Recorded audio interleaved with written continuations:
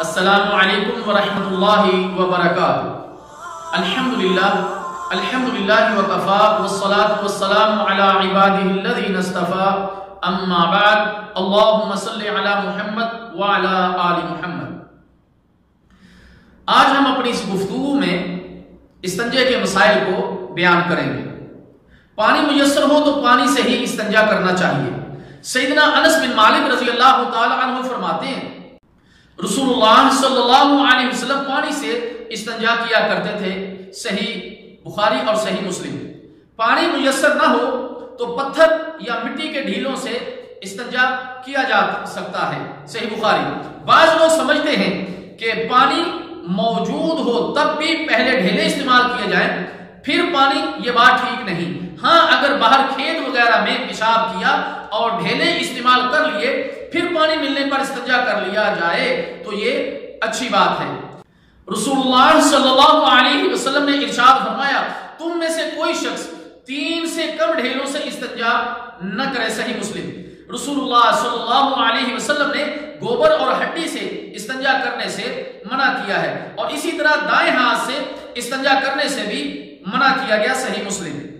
استنجا کرنے کے بعد ہاتھ صابن وغیرہ سے دھوئیں یا زمین یعنی مٹی پر مل کر دھو لیں۔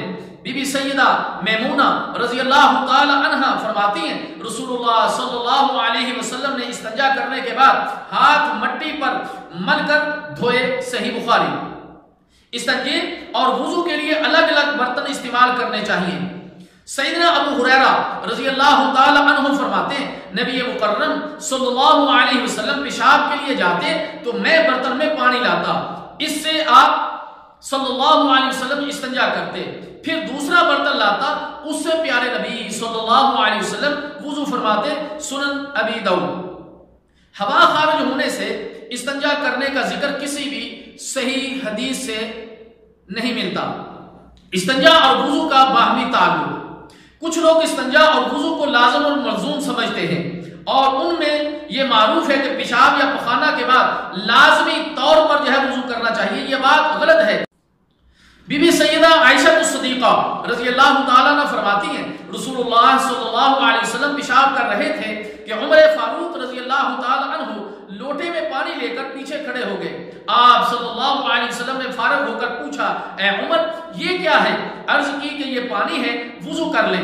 تو آپ صلی اللہ علیہ وسلم نے فرمایا مجھے ہر مرتبہ پیشاب کے ساتھ وضو کرنے کا حکم نہیں دیا گیا۔ سنن ابی داؤد۔ اسی طرح بعض لوگوں کا خیال ہے کہ وضو کرنے سے پہلے لازمی طور پر استنجا کرنا چاہیے۔ یہ بات بھی غلط ہے کیونکہ اس کی کوئی دلیل نہیں ملتی، بلکہ اس کے برعکس دلائل موجود ہیں۔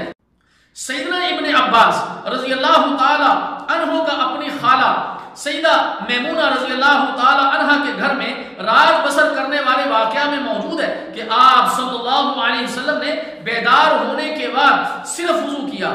صحیح بخاری۔ اللہ تعالیٰ جل شانہ سے دعا ہے کہ اللہ تعالیٰ ہمیں ان بتلائے ہوئے مسائل کو سمجھنے کی اور عمل کرنے کی توفیق عطا فرمائے۔ والسلام علیکم ورحمۃ اللہ وبرکاتہ۔